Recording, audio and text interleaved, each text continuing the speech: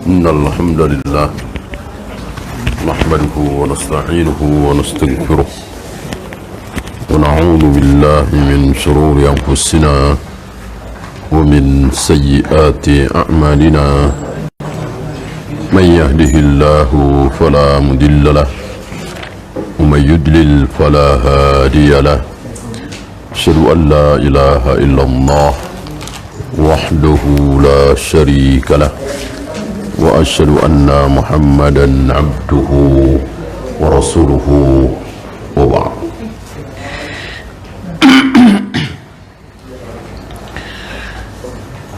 Terakhir tentang agama itu dari sisi Allah, wahyu, bukan dari akal manusia. Oleh karena itu, kalau ada ajaran Islam kok tidak sesuai dengan akal, nggak masalah, nggak masalah. Karena memang agama tidak berdasarkan akal.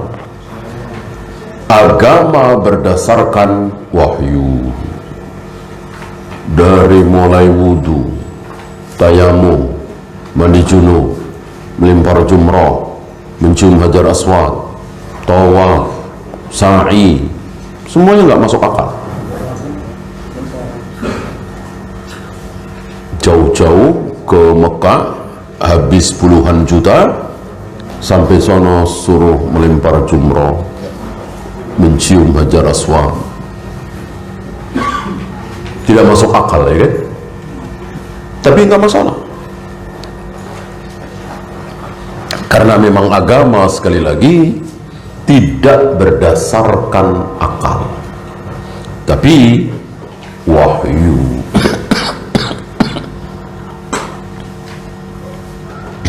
Masih ingat ketika Umar hendak mencium hajar aswad? Kan seolah batu ini bahasa kita mungkin diomelin dulu oleh Umar, innaka hajarun mayyitun la tadurru wa la tanfa. Engkau ini batu mati, tidak mendatangkan manfaat, tidak bisa mendatangkan mudarat. Istilah kasarnya ditabok nggak akan bales, nggak ada kualat, ya. Wallahi demi Allah, seandainya aku belum pernah melihat Rasulullah mencium engkau, tidak mau aku mencium engkau. Lalu hajar aswad dicium oleh Umar. Karena apa? Karena akal? Bukan. Karena wahyu mencontoh Nabi SAW. Padahal Umar tahu bahwa hajar aswad adalah batu dari surga. Warnanya putih luar biasa waktu itu, karena kekotoran dosa, terutama dosa syirik. Manusia-manusia yang mencium hajar aswad tersebut akhirnya menghitam, ya. Oleh karena itu, kalau nanti di dalam perjalanan pengamalan ajaran Islam kok ada hal-hal yang tidak masuk akal, sudah, taati Allah dan Rasulnya, ya. Antum sedang rapat proyek besar ratusan miliar misalnya, tiba-tiba terdengar adzan zuhur misalnya, atau asar misalnya. Teruskan rapat untuk urusan proyek ratusan miliar ini, apa tinggalkan dulu untuk sholat berjamaah di masjid? Jawab, tinggalkan. Ratusan miliar ini tinggalkan. Kalau ada di situ orang Nasoro atau siapa yang tidak berkenan, kok rapat ditunda cuman gara-gara sholat, biarin. Resiko biarin. Gitu ya. Begitu sunnahnya. Nah, sekarang antum sedang makan, atau hendak makan. Makannya nggak mewah-mewah amat, cuma nasi, sayur lodeh, sambal terasi, ikan asin misalnya. Tiba-tiba terdengar adzan asar misalnya. Teruskan makan, apakah sholat ke masjid dulu, sholat jamaah? Teruskan makan. Kan nggak masuk akal nih. Proyek ratusan miliar ditinggalkan. Cuma sekedar makan, makannya juga biasa banget, ya.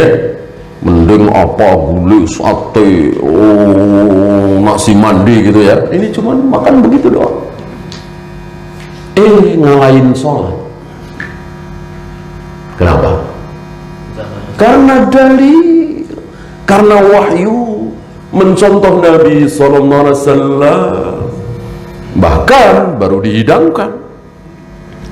Antum bertamu, baru dihidangkan, nasi baru ditaruh, terdengar azan, bahkan qomat. Sholat apa makan? Makan, kamu sudah dihidangkan. Dihidangkan dimaksud di sini adalah dihidangkan di depan kita sebagai tamu atau apa ya. Bukan sudah dihidang tuh di warung Padang, di warteg Sunda. Ya tentu tidak ya. Kapan sholatnya udah hidang terus ya. Maksudnya di depan kita, kita lagi ngumpul, kita lagi bertamu, terhidang di situ. Maka makan dulu. Ini contoh beragama, bahwa agama itu pakai dalil. Coba kalau nggak ada dalil, tentu makan akan ditinggalkan. Proyek ratusan miliar tidak akan ditinggalkan kalau tidak ada dalil. Ya, itulah kelebihan para sahabat. Mereka betul-betul berjalan di atas wahyu, dan mereka memang hidup di zaman wahyu sebelum Nabi wafat. Ketika Nabi wafat, selesai, inqata al-wahyu, wahyu telah putus. Ketika Nabi masih hidup, maka beliau dan para sahabat betul-betul dibimbing oleh wahyu. Salah sedikit tegur oleh wahyu, keliru dikit diingatkan oleh wahyu, dan seterusnya. Maka luar biasa di zaman itu, terang benderang. Taraktukum ala mahajjatil bayda lailuha kanahariha, kata Nabi. Aku tinggalkan kalian dalam keadaan putih bersih, terang benderang. Saking terangnya malamnya seperti siang. Hari itu terang benderang. Artinya jalan menuju surga itu jelas terlihat, jalan menuju neraka jelas terlihat. Hari itu kalau ada orang sholat, pasti jurusannya surga. Kalau ada orang puasa, baca Al-Quran, baca sholawat, zikir, pasti jurusannya surga. Yang jurusan neraka jelas, berzina, minum khamr, berjudi, membunuh. Hari itu, hari ini gelap segelap-gelapnya. Ada orang baca sholawat, ada orang zikir, ada orang sholat, tapi dari zikirnya, dari sholawatnya, dari sholatnya, dia terancam masuk neraka. Ada gak? Ada gak? Ada, banyak. Sholatnya susah banget. Zikir berjamaah yang tidak ada contoh dari Nabi. Zikir dengan huwa, bahkan ada hu. Itu pernah dengar? Ada zikir hu. Ya. Kullu bid'atin dalalah, kullu bid'atin finnar. Ini tidak ada contoh dari Nabi bid'ah. Semua bid'ah sesat, semua yang sesat tempatnya di neraka. Padahal zikir, padahal sholat, padahal saum, apa enggak gelap? Itu terjadi hari ini. Lah 73 kelompok, 73 firqah, 73 aliran. Yang sesat berapa? 72 yang sesat. Hanya satu yang tidak sesat, hanya satu yang benar. Al-firqatul najiyah, at-ta'ifatul mansurah, al-ghuraba, as-salaf ahlus sunnah wal jamaah. Nah, ini bedanya zaman sahabat dengan zaman kita hari ini. Ya, kita lanjutkan yang keenam. Wa'alam anna an-nasa lam yabtadi'u bid'atan qattu. Ketahuilah bahwa tidaklah seseorang melakukan satu bid'ah hatta taraku minas sunnati mithlaha, kecuali pasti dia meninggalkan satu sunnah yang semisal dengan bid'ah itu. Nggak mungkin bid'ah dilakukan kemudian sunnah juga beriring, tidak mungkin. Bid'ah dilakukan, sunnah ditinggalkan. Sunnah dilakukan, bid'ah ditinggalkan. Jeli. Pandangan beliau ini sangat jeli. Banyak contoh. Pernah terjadi di Mesir. Tak tahun berapa.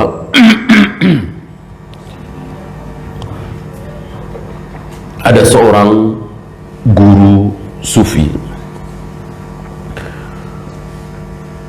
Muridnya cerdas, bertanya kepada gurunya, "Guru, kenapa tahun ini yang kurban sedikit?"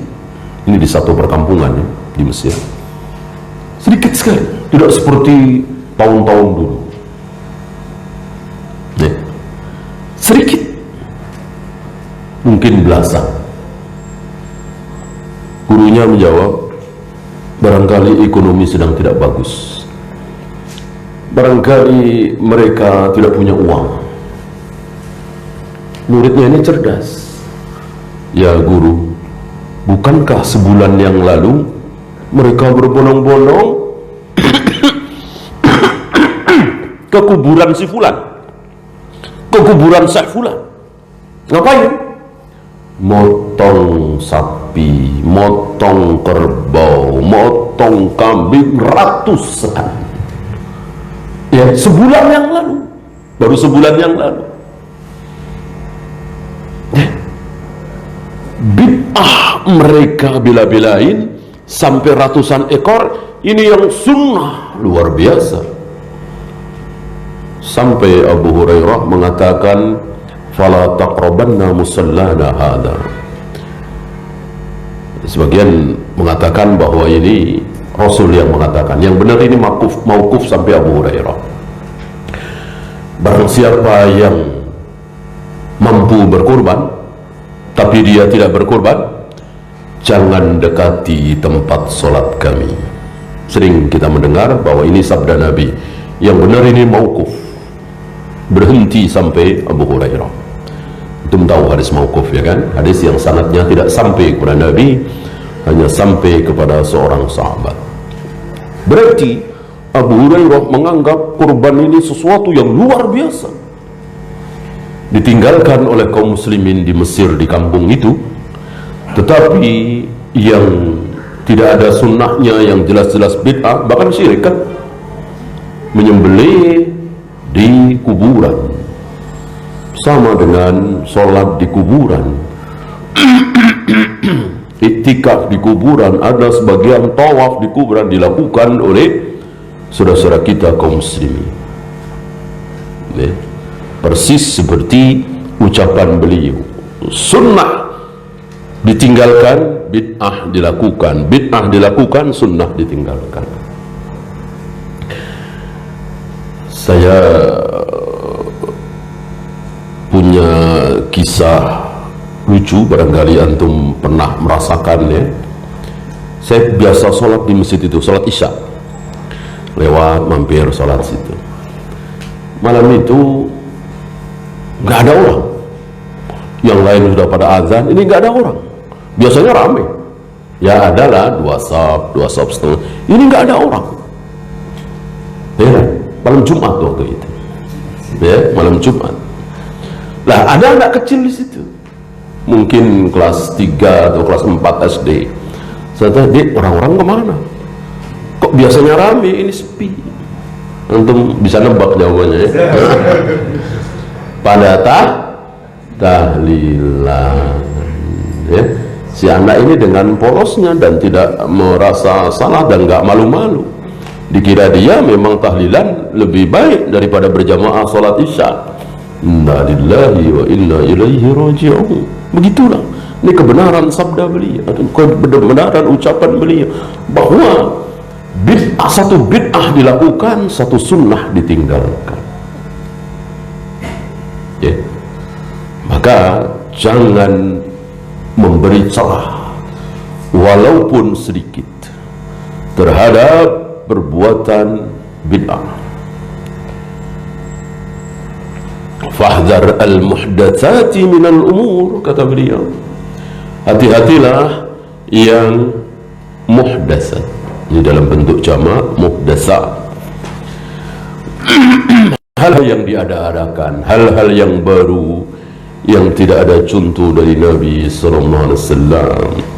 Wa inna kulla muhdatsatin bid'ah wa kulla bid'atin dalalah wad dalalatu wa ahluha finnar. Karena hal-hal yang baru itu bid'ah, hal-hal yang baru dalam agama tentunya, dalam sholat, dalam azan, dalam qomat, dalam tawaf, dalam sa'i, dalam mencium hajar aswad. Maka para ulama mengatakan mencium hajar aswad dengan mengecupnya, mengeluarkan bunyi, apa hukumnya? Bid'ah. Bid'ah. Kenapa? Karena Nabi tidak pernah mencontohkan mencium hajar aswad dengan mengecupnya, mengeluarkan bunyi kecupan. Nabi cuma menempelkan bibirnya atau pipinya ke hajar aswad tersebut. Lihat, para ulama kita jeli, sampai hal yang kecil pun mereka perhatikan. Karena menyelisihi Nabi adalah bid'ah.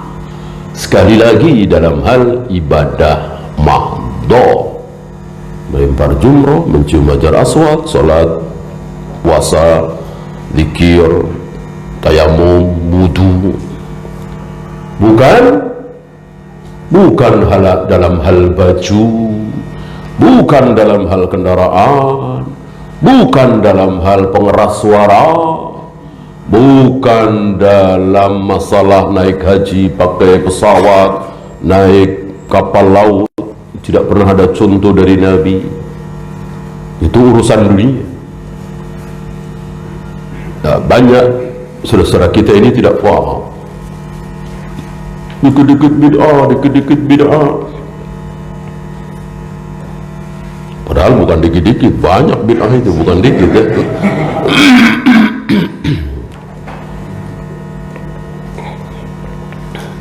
Kalau begitu nggak usah pakai pengeras suara.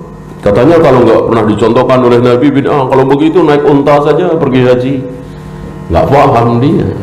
Kalau bid'ah itu hanya ada di sholat, wudu, tayamum, azan, qomat, tawaf, sa'i, melempar jumroh, mencium hajar aswad, dan seterusnya. Ibadah mahdhah. Kita harus tambahkan ibadah mahdhah. Ada kata-kata mahdhah. Kenapa? Kenapa? Karena senyum ibadah bukan? Iya. Cari nafkah ibadah bukan? Iya. Sedekah ibadah bukan? Iya.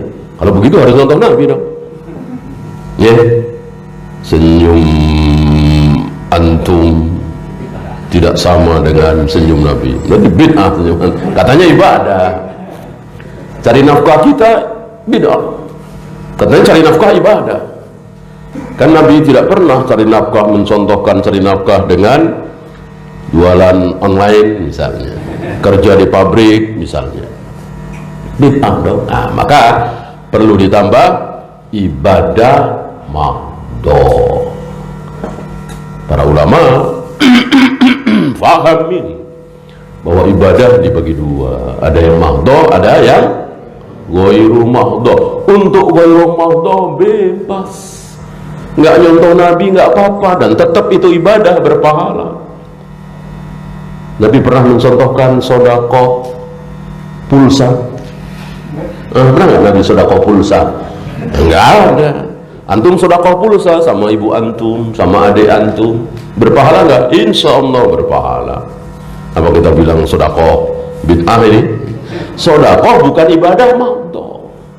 Sedekah ibadah ghairu mahdhah, maka beda caranya dengan Nabi, nggak masalah.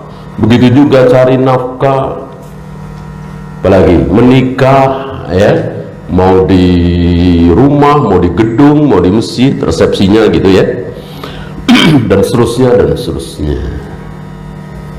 Ya.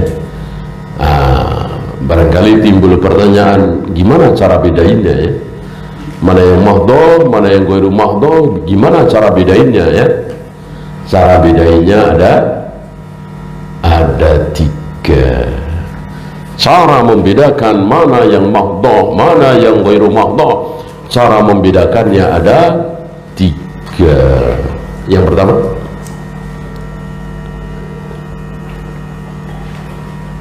ada yang tahu? Ibadah mahdhah tidak bisa dicerna dengan akal. Kalau ada yang nanya, nggak mungkin ada jawaban. Kenapa subuh 2 rakaat? Kenapa tayamum? Kenapa wudu? Kenapa jumroh dilempar-lempar? Kenapa hajar aswad dicium? Ada yang bisa jawab? Nggak ada. Nggak bisa dicerna oleh akal.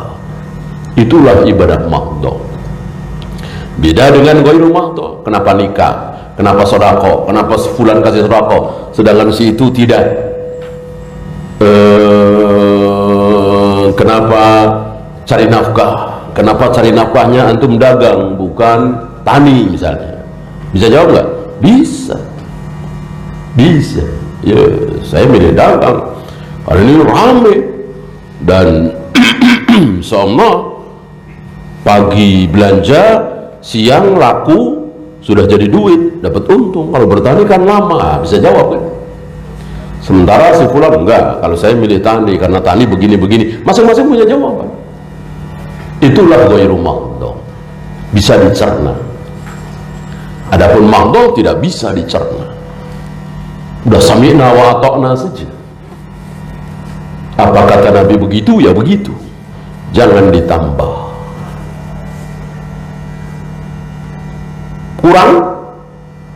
Kurang dari Nabi? Mungkinkah? Mungkin. Lebih nggak mungkin. Kurang mungkin. Ya seperti tadi, Aisyah mengatakan Rasulullah salat malam tidak pernah lebih dari 11. Ya. Aisyah tidak mengatakan Rasulullah salat malam nggak pernah kurang dari 3, nggak ada. Ya. Justru yang maksimalnya yang disebut tidak pernah lebih dari 11. Ini menunjukkan Aisyah faham dan ingin memberikan pemahaman kepada kita bahwa tidak mungkin ibadah seorang muslim itu lebih dari Nabi SAW. Lebih berarti salah. Ya, 12 misalnya ya, kita salat malam 12 atau 15, ya salah lebih dari Nabi SAW. Ya, kurang mungkin. Antum sholat tahajud 4 rakaat, witir 1 rakaat, 5 jadinya. Boleh apa tidak? Boleh. Bahkan tahajud 2 rakaat, witir 1 rakaat. Boleh apa tidak? Boleh. Bahkan witir doang 1 rakaat. Itu pun dilakukan di masjid setelah Isya atau setelah Ba'diyah Isya. Siapa yang melakukan? Muawiyah beberapa kali melakukan sholat witir di masjid setelah sholat Isya atau Ba'diyah Isya. Sewaktu beliau jadi khalifah, beberapa orang mencibir Muawiyah. Dibela oleh Ibnu Abbas.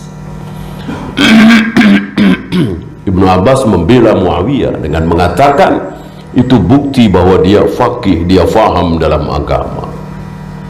Karena ya boleh, gitu ya. Yang nggak boleh kurang tentu tidak boleh. Yang kedua,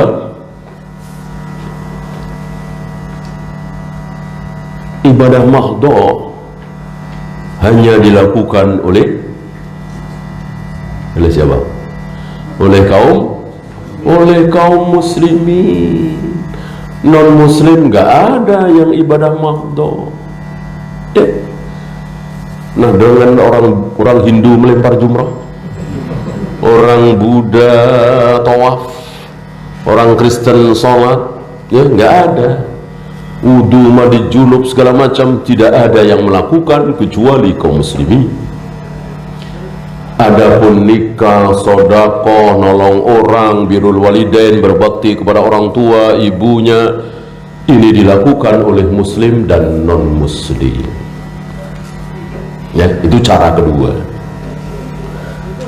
Cara terakhir, cara ketiga, ibadah mahdoh manfaatnya nanti manfaat tujuannya, manfaat terbesarnya nanti di akhirat, bukan di dunia. Ya. Dari mulai tayamum, wudu, adzan, qomat, baca Al-Quran, tawaf, sa'i, melempar jumrah, apa coba manfaatnya di dunia? Yang ada capek, lelah, habis baca Al-Quran, serat, dan seterusnya, rugi ya. Manfaatnya bukan di dunia, nanti di akhirat. Kalau kau ada manfaat di dunia, banyak tawaf jadi sehat, ini bukan tujuan. Sering puasa akhirnya langsing, ini bukan manfaat tujuan. Lagian kalau tujuannya langsing, buka nggak usah maghrib, ya, buka 5:30 gitulah, ya, insya Allah tetap langsing, ya. Jam 5:30 sama jam 6 bukanya kan bedanya apa sih? Orang antum beda 3 menit aja nggak mau.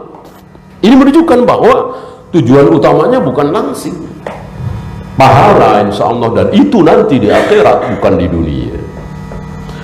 Adapun nikah, sodako, cari nafkah, senyum, dan seterusnya, manfaatnya kelihatan di dunia ini, jelas nampak manfaatnya di dunia. Nah, 3 cara itulah yang bisa membedakan mana yang mahdoh, mana yang ghairu mahdoh. Dan 3-tiganya ini tidak harus ada semua, satu saja,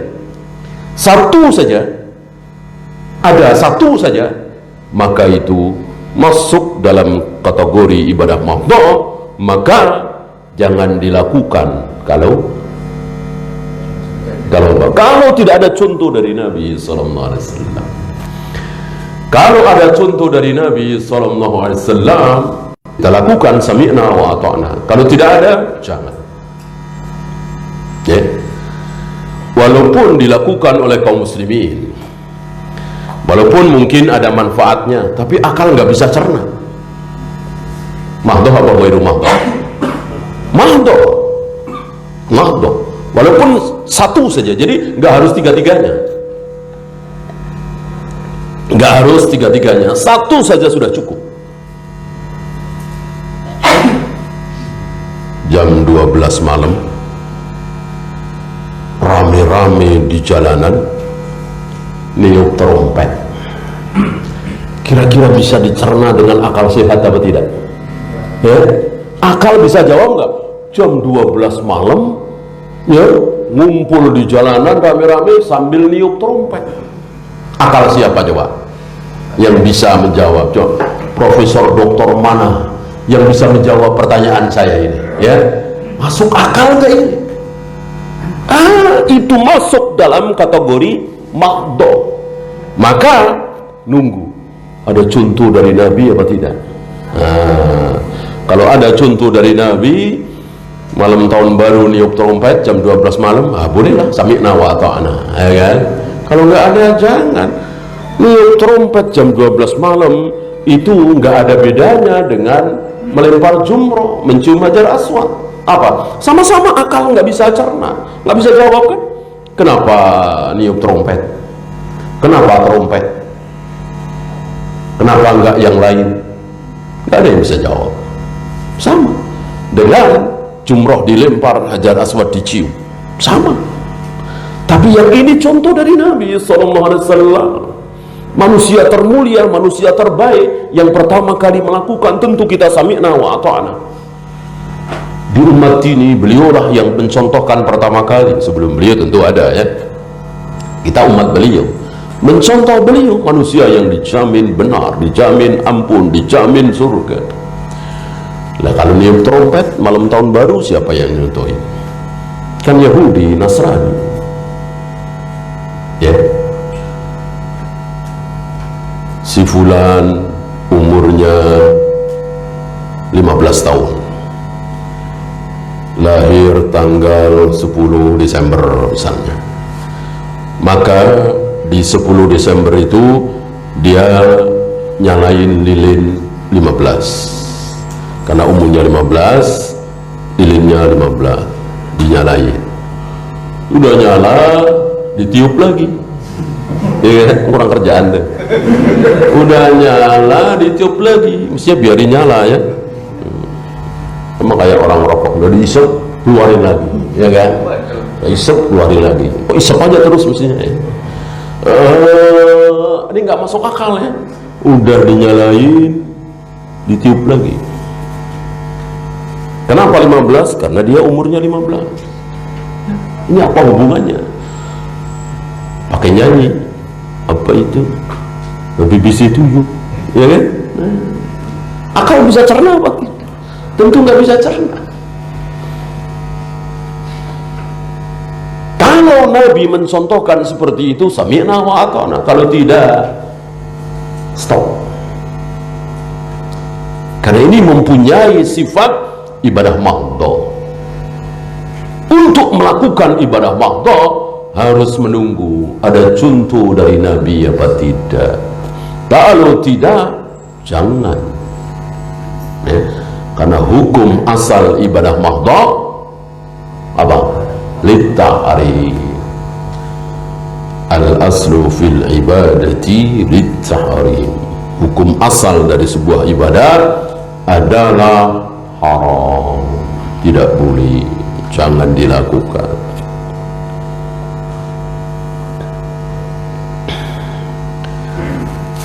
Waddalalatu wa aluha finnar, yang sesat dan yang melakukan kesesatan berarti ada dua, itu di neraka. Oleh karena itu yang masuk neraka hanya manusia dan jin? Tidak, ada tambahan. Siapa? Batu-batu yang disembah selain Allah. Kan banyak manusia menyembah batu, memuja-muja batu. Ya, batu-batu itu ikut disiksa di neraka. Ini tamparan keras, bikin sakit ahli neraka. Bayangkan, dulu disembah-sembah, dipuja-puja, dikira bahwa batu ini bisa menyelamatkan dia, keris ini bisa menyelamatkan dia, bisa memberikan rezeki. Disiksa juga di neraka. Apa nggak sakit banget itu? Apa nggak nyesek banget itu ya? Apa nggak nyesel banget? Tahu begini nggak sudi saya nyembah keris, nyembah batu. Dan begitulah ahli neraka. Bukan cuman fisiknya, badannya yang disiksa, tapi hatinya. Kalau hatinya dihibur, barangkali ya, barangkali. Berapa banyak di dunia ini orang tersiksa, orang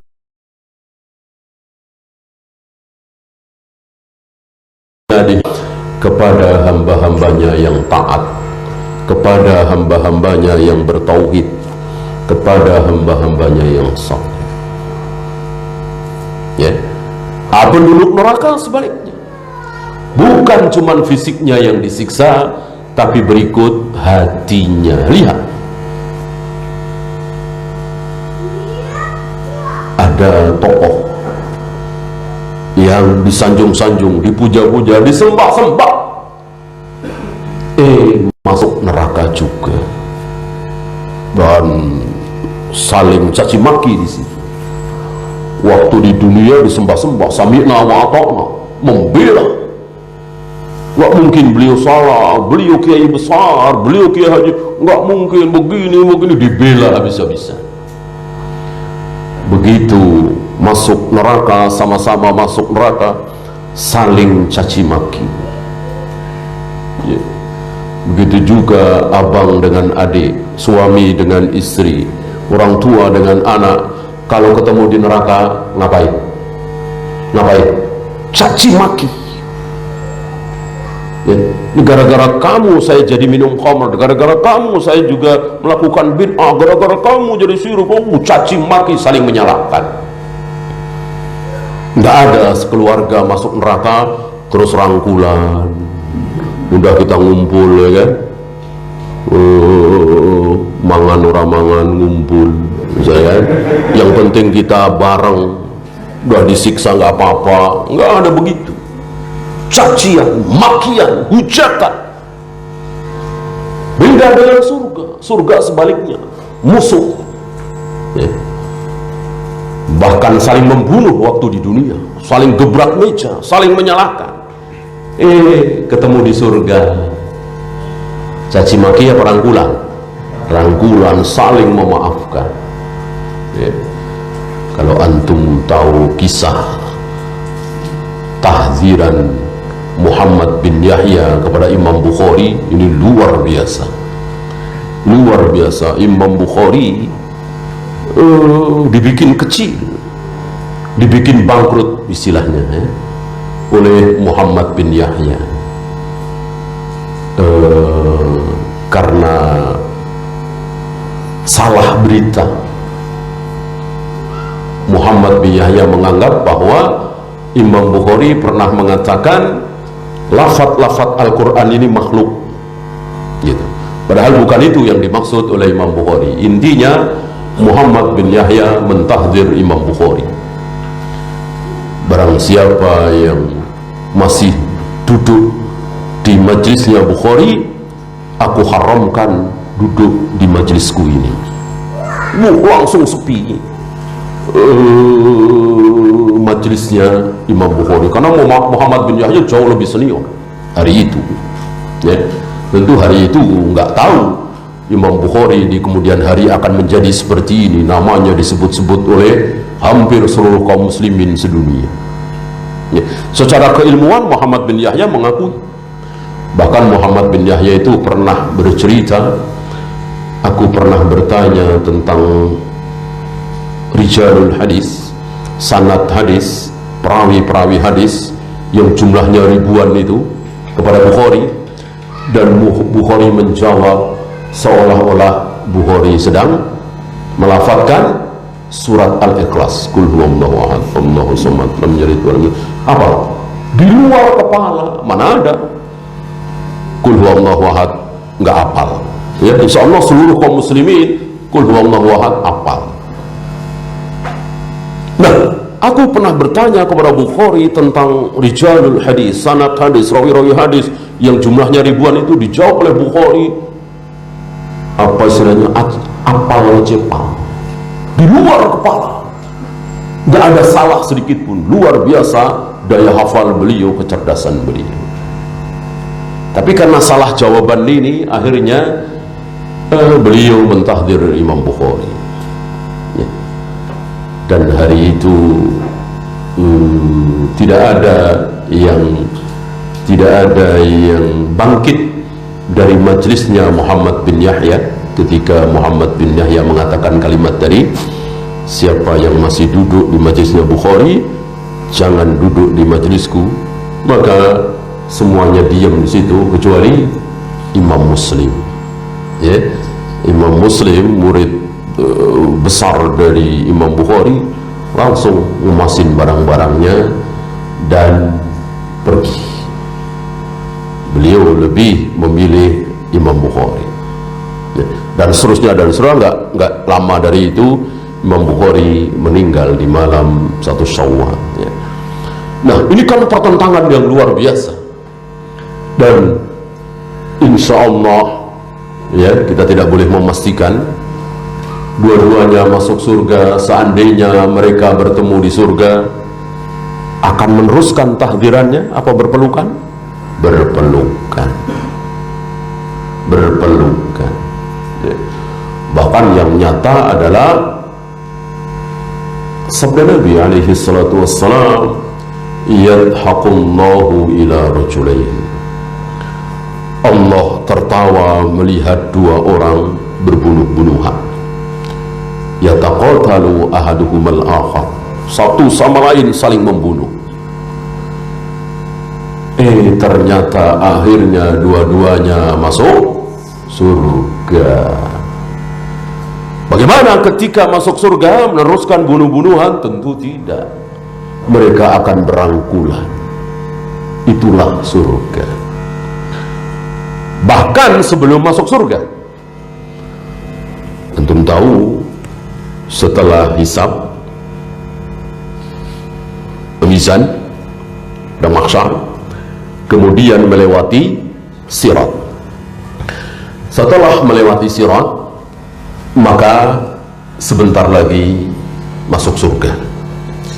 Sudah tidak mungkin masuk neraka karena sudah melewati sirat. Neraka itu kan di bawah sirat. Tapi mereka belum bisa masuk surga. Kejadian awal di padang mahsyar terulang lagi. Kejadian di padang mahsyar yang awal kan antum tahu ya. Manusia berbondong-bondong kepada Nabi Adam, Nabi Adam tidak sanggup. Kemudian berbondong-bondong kepada Nabi Nuh, Nabi Nuh tidak sanggup. Berbondong-bondong kepada Nabi Ibrahim, Nabi Ibrahim tidak sanggup. Terus sampai kepada Nabi Musa, Nabi Isa, dan hanya Nabi Muhammad SAW yang sanggup. Lalu beliau sujud lama dan seterusnya. Kejadian ini terulang lagi ketika kaum muslimin, semuanya muslim ya, gak ada yang kafir, sudah berada di gerbang surga, sudah melewati sirat. Artinya surga belum dimasuki, surga belum bisa dimasuki. Kenapa? Karena gerbangnya masih tertutup, pintu gerbang surga masih tertutup, harus ada yang membuka. Disitulah terulang lagi. Maka seluruh kaum muslimin berbondong-bondong pada Nabi Adam untuk membuka gerbang surga itu. Beliau tidak sanggup. Kepada Nabi Nuh tidak sanggup, Ibrahim, Musa, Isa, tidak ada yang sanggup kecuali Nabi Muhammad SAW. Nah, sebelum gerbang itu dibuka, ada beberapa peristiwa. Salah satunya, ini belum masuk surga ya. Salah satunya diantaranya adalah si A mendolimi si B. Si A mendolimi si B. Si A ingat, B ingat, nggak ada yang lupa. Misalnya dulu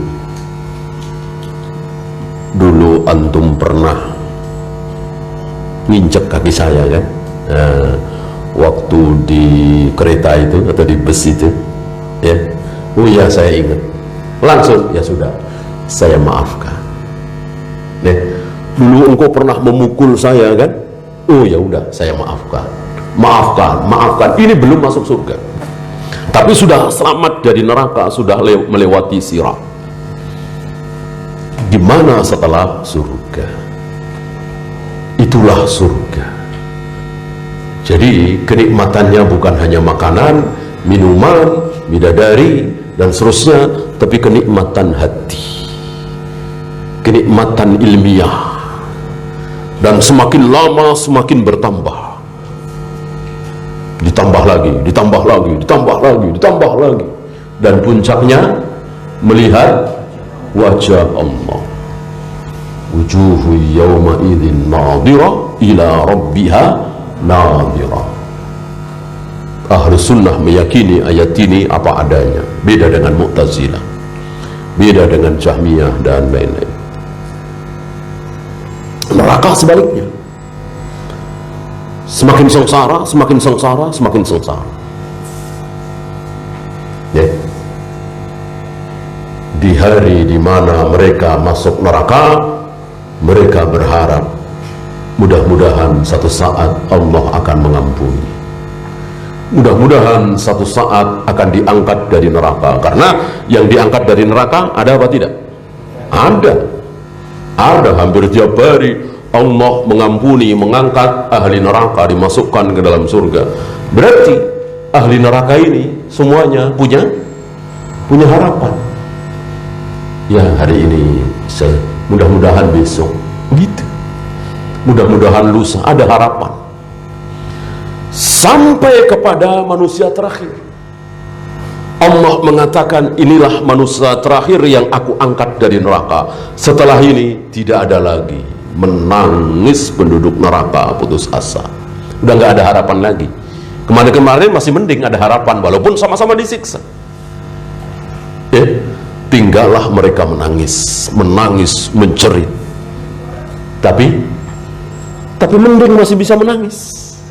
Masih ada suaranya, masih bisa mengadu, masih menyebut, ya Allah ampuni kami, ya Allah kembalikan kami ke dunia, kami akan melakukan amal soleh, beriman dan seterusnya. Setidaknya ya masih bisa menangis, mengadu, mengeluarkan kata-kata, sampai pada satu ketika Allah katakan, diam kalian, diam, tidak ada yang bisa ngomong lagi. Makin sengsara. Jadi konsentrasi pada siksaan. Ya, orang menjerit, orang menangis, orang mengadu itu kan lumayan, walaupun 0,0001% barangkali, ya bisa mengurangi sedikit barangkali. Ini sudah nggak bisa lagi, nggak sanggup lagi. Itulah ahlun nar. Ya, kita lanjutkan yang ketujuh. Wahdhar sigaral muhdatsati minal umur. Hati-hatilah bid'ah-bid'ah yang kecil. Jangan mentang-mentang kecil. Fa inna saghiral bid'i ya'udu hatta yasira kabiran. Karena bid'ah-bid'ah yang kecil itu kalau dibiasakan terus lama-lama menjadi besar. Antum tahu anak-anak muda Khawarij yang akhirnya membantai satu keluarga Abdullah bin Khabbab bin Arad, membunuh Ali bin Abi Thalib, mengkafirkan Muawiyah, mengkafirkan Amr bin As. Awalnya apa coba? Awalnya apa coba? Zikir berjamaah di Masjid Kufah menjelang sholat subuh. Bayangkan, ini kalau secara akal kebaikan di atas kebaikan. Zikir berjamaah, jamaah kan bagus di masjid sambil menunggu waktu subuh. Ya, ini disaksikan pertama kali oleh Abu Musa al-Asy'ari. Abu Musa al-Asy'ari melihat sepintas, ini baik, ya kan, zikir kan baik, di masjid lagi sambil menunggu subuh. Alhamdulillah, Abu Musa al-Asy'ari punya benteng berupa manhaj, punya benteng berupa qaidah. Apa? Lau kana khairan lasabakuna ilaihi. Walaupun mungkin hari itu kalimat ini tidak terkenal, lebih terkenal sekarang yang salaf, tapi secara praktek beliau mengamalkan, mempraktekkan ini. Walaupun barangkali kata-kata itu beliau tidak ucapkan, lau kana khairan lasabakuna ilaihi, tetapi Abu Musa al-Asy'ari mengatakan, tapi para sahabat nggak ada yang melakukan ini. Ya, lihat, nggak ada sahabat yang melakukan ini. Kalau baik, tentu para sahabat yang pertama kali melakukan, diawali oleh Nabi tentunya, atau kesepakatan sahabat, seperti tadi kita bahas. Ya. Tapi karena di situ, di Kufah itu ada yang lebih alim dari beliau, ada yang lebih faqih dari beliau, maka beliau tidak bertindak. Inilah akhlaknya, adabnya seorang berilmu. Ada yang lebih berilmu di situ. Siapa? Ibnu Mas'ud. Maka Abu Musa al-Asy'ari ke rumah Ibnu Mas'ud. Ini menjelang subuh. Dan tidak mengetuk pintu, tapi menunggu di depan pintu. Karena tentu sebentar lagi Ibnu Mas'ud akan keluar ke masjid. Nah, di perjalanan itulah Abu Musa bercerita kepada Ibnu Mas'ud, ada begini. Ada satu halaqah, lingkaran, dipimpin oleh satu orang, hallilu mi'ah, sabbihu mi'ah, kabbiru mi'ah, sambil bawa kerikil. Bertahlillah 100 kali dihitung, bertasbihlah 100 kali dihitung. Apa yang mereka inginkan? Keburukan apa kebaikan? Kebaikan. Kebaikan. Maka ketika mereka dibentak oleh Ibnu Mas'ud dengan mengatakan betapa cepatnya kalian sesat, udah cepat sekali itu sesat. Bayangkan, pakaian-pakaian yang dipakai oleh Nabi belum pada usang kan. Hari itu kan zaman Utsman ya, artinya baru ya belum sampai puluhan tahun ya kan, baru belasan tahun. Abu Bakar 2 tahun, Umar 10 tahun ya mungkin 15 atau 16 tahun yang lalu Nabi wafat. Bejana-bejana yang dipakai oleh Nabi belum pada pecah, tapi kalian sudah merubah ajaran Nabi. Tidak ada contoh dari Nabi seperti ini. Para sahabat tidak ada yang melakukan. Disitulah ucapan mereka, kami tidak menghendaki kecuali kebaikan. Wahai Ibnu Mas'ud, kami melakukan ini nggak ada niat buruk, nggak ada niat jahat, niatnya baik. Disitulah keluar dari mulut beliau ucapan yang ditulis oleh para a'immah, kam min muridil khair la yusibahu. Berapa banyak orang yang menghendaki kebaikan tapi tidak sampai kepada kebaikan itu, tidak mendapatkan kebaikan itu. Tidak mentang-mentang niatnya baik karena Allah ikhlas pasti berakhir dengan kebaikan. Tidak, karena syarat diterimanya ibadah bukan cuma satu, bukan cuma ikhlas karena Allah, ada satu lagi. Apa? Ittiba'ur Rasul. Caranya harus mengikuti Rasul sallallahu alaihi wasallam. Ya, awalnya itu. Ini ada muda Khawarij. Awalnya itu bubar mereka. Dibubarkan saat itu oleh Ibnu Mas'ud. Beberapa tahun kemudian, beberapa belas tahun kemudian terjadi perang Nahrawan. Antum tahu bagaimana Ali bin Abi Thalib memerangi mereka, kaum Khawarij yang mengkafirkan Ali, mengkafirkan Muawiyah, mengkafirkan Amr bin As, bahkan mengkafirkan, menjelek-jelekkan Utsman bin Affan. Yang tidak dikafirkan, yang tidak dijelek-jelekkan cuman Abu Bakar dan Umar. Ini Khawarij, kebalikan dari Syiah Rafidah. Dua-duanya sesat. Ahlus Sunnah berada di tengah-tengah. Nah, di dalam perang Nahrawan itu disaksikan oleh Abu Musa.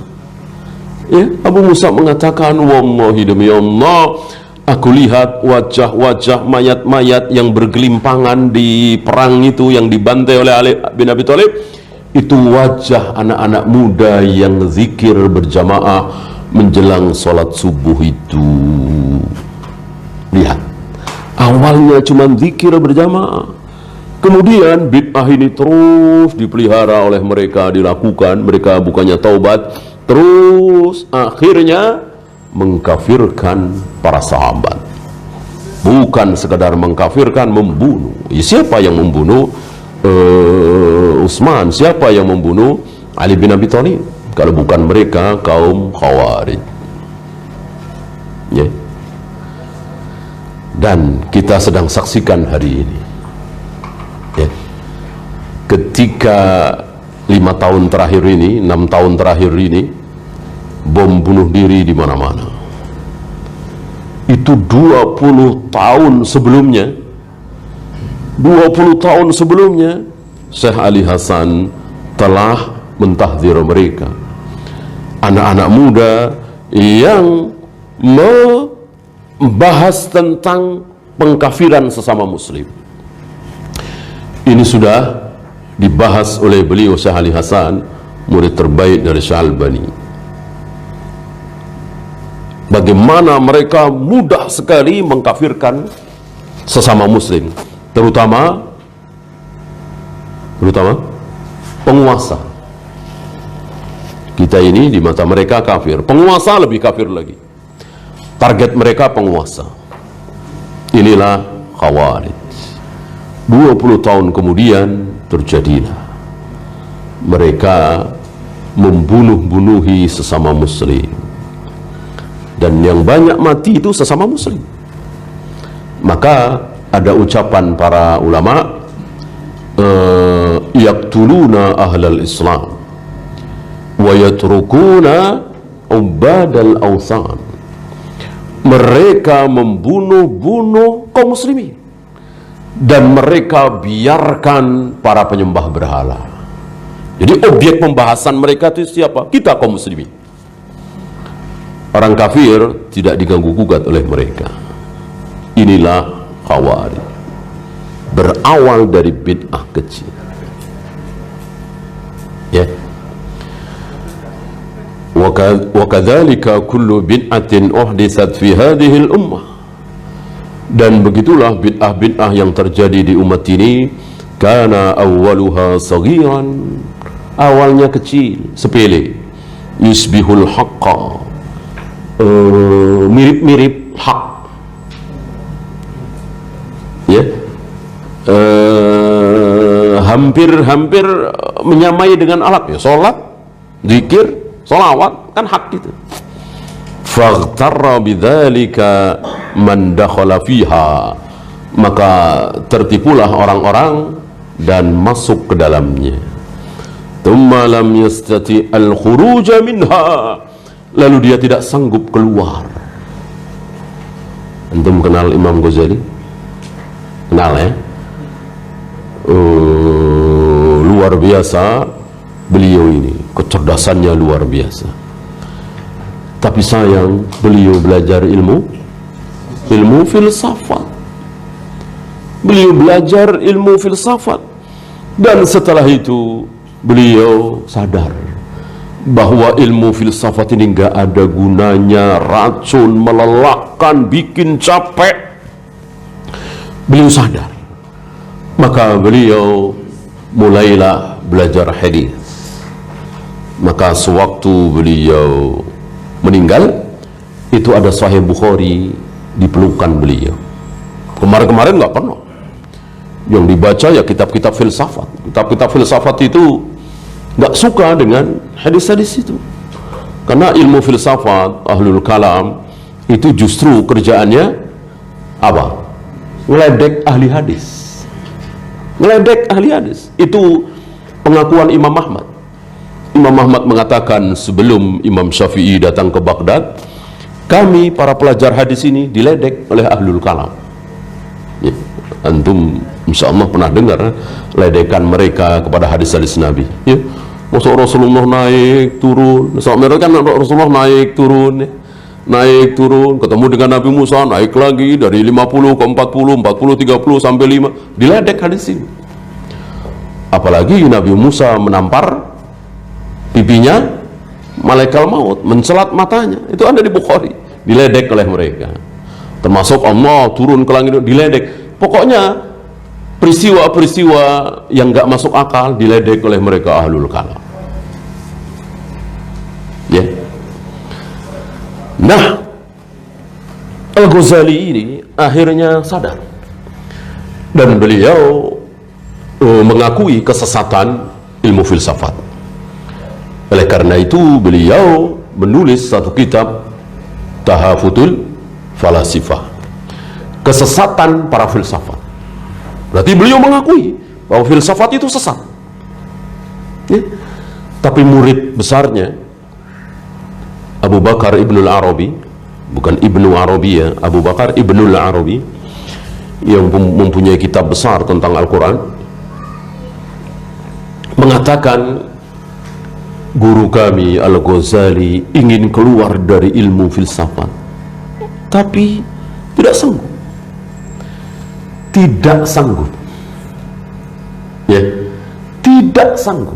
Nah, ini kebenaran ucapan beliau, summa lam yastati al-khuruja minha, tidak sanggup keluar dari kesesatan itu, sulit. Di sini pelajaran bagi antum, terutama panitia, jangan mudah-mudah mengundang Ustadz Salaf yang mantan NII, mantan LDII, mantan ini, mantan itu, apalagi mantan Nasoro. Kenapa? Karena tanpa disadari masih ada itu kesesatan dalam dirinya. Gitu. Walaupun telah bertaubat, ambil contoh besarnya Al-Ghazali. Al-Ghazali sudah sadar bahwa ini sesat, tapi mau membuangnya sulit sekali. Apalagi kalau antum baca di Ihya Ulumuddin, kan kitab beliau yang sangat terkenal kan, apa? Ihya Ulumuddin. Itu di pesantren di negeri kita luar biasa dipuja-puja kitab ini. Kelihatan sekali ilmu filsafat di situ. Saya sempat baca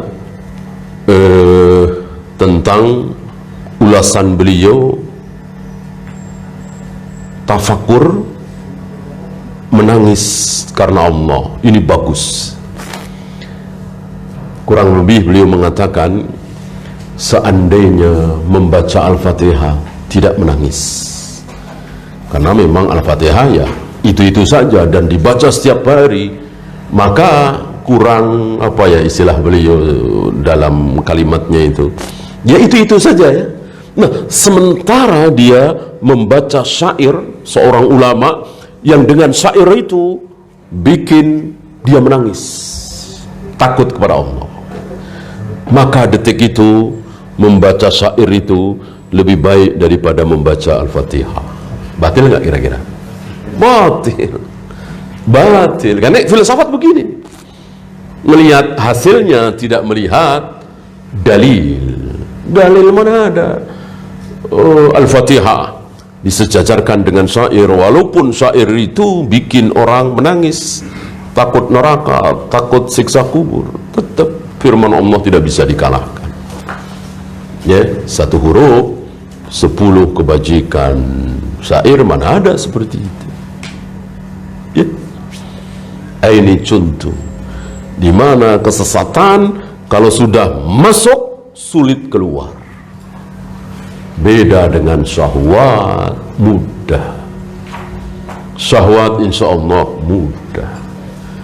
Bahkan belum berzina, baru mau berzina, tapi sudah rencana mau taubat. Ada nggak?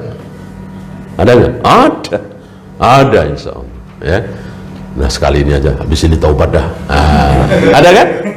Ada, karena dia sadar bahwa zina itu haram, judi itu haram, khamr itu haram. Maka sebelum minum khamr, sebelum judi, dia sudah rencana.